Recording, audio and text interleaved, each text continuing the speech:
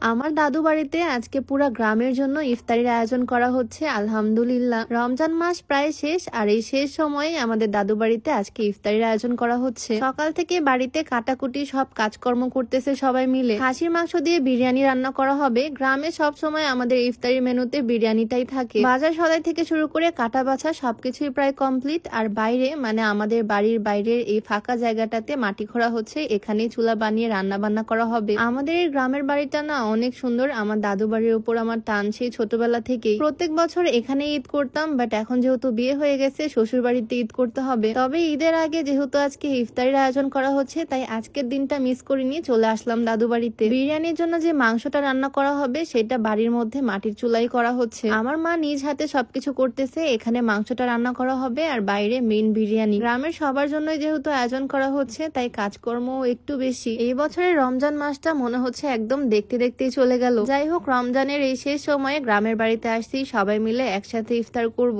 আমার হাজবেন্ডও দেখো সব কাজে কি সুন্দর সাহায্য করতেছে। এতগুলো চাল মেবি একসাথে রান্না করা সম্ভব না, দুইবারে রান্না করা হবে, তাই ভাগ করে আলাদা আলাদা ভাবে ধুয়ে নিচ্ছে চাল। আর বাইরে অলরেডি রান্না বান্নার প্রসেস শুরুও হয়ে গেছে। বিকালের মধ্যে সবকিছু শেষ করতে হবে। ইফতারের আগে প্যাকেট করে সবার বাড়িতে পৌঁছে দিতে হবে। আচ্ছা, ভিডিওর মাঝখানে একটু বলে রাখতে চাই, তোমরা যারা উচ্চতা বাড়াতে চাও, লম্বা হতে চাও, তোমরা চাইলে এই হাইটেক্স ফর্মুলা প্রোডাক্টটা ট্রাই করতে পারো। এটা বাংলাদেশের বিএসটিআই কর্তৃক অনুমোদিত হওয়ায় এটাতে কোনো রকমের সাইড এফেক্টের ভয় নাই। এটা মূলত হাড়ের বৃদ্ধির মাধ্যমে দেহের উচ্চতা বৃদ্ধি করে আর হাড়ের শক্তি বৃদ্ধি করে। এটা কিন্তু কোনো ঔষধ না, এটা একটা সাপ্লিমেন্ট। ছোটবেলা যেরকম আমরা হরলিক্স কমপ্লেন খেতাম, ঠিক সেই রকম। এটা তোমরা haven of Prabon beauty Facebook page থেকে পেয়ে যাবা। পেজটা আমার ডেসক্রিপশনে মেনশন করে দেওয়া থাকবে। যাই হোক, রান্না বান্নার মধ্যে আমার আগ্রহ প্রচুর, তাই রান্না বান্নাও নিজে দাঁড়িয়ে দাঁড়িয়ে দেখলাম কিভাবে বিরিয়ানি রান্না করা হচ্ছে। ভ্যানের উপরে তেল মশলা সবকিছু এনে রাখা হয়েছে, এখান থেকে নিয়ে নিয়ে রান্না করা হচ্ছে। আমার আব্বু চাচু সবাই বাড়িতে, সবাই মিলে কাজকর্ম করতেছে। এদিকে বিরিয়ানিও দেখো প্রায় কমপ্লিট। গন্ধে তো মনে হচ্ছে বিরিয়ানিটা অনেক টেস্টি হবে, আর বেশি মানুষের জন্য রান্না করা সবকিছুই অনেক টেস্টি হয়। আর আজকের বিরিয়ানিটাও রান্না করা হচ্ছে খাসির মাংস দিয়ে। রান্নার পুরাটা প্রসেস এখানে দাঁড়িয়ে দাঁড়িয়ে দেখলাম। আর রান্না বান্নার পরেই আসল কাজ শুরু হবে। সব বিরিয়ানি গুলো প্যাকেট করতে হবে, গ্রামের সব বাড়িতে সবার কাছে পৌঁছে দিতে হবে। অনেকেই এক জায়গায় সবার বসার আয়োজন করে, সবাই এসে এক জায়গায় বসে বসে খাওয়া দাওয়া করে, বাট আমার দাদু বাড়িতে আয়োজনটা একটু অন্যরকম ভাবে করা হয়। খাবার প্যাকেট করে গ্রামের সবার বাড়িতে ঘুরে ঘুরে বিতরণ করে দিয়ে আসা হয়। যাই হোক, বিরিয়ানি রান্না করার পর ওপর দিয়ে কাঁচা তেল ঢেলে দিয়ে আবারও ভালো করে নাড়াচাড়া করতেছে।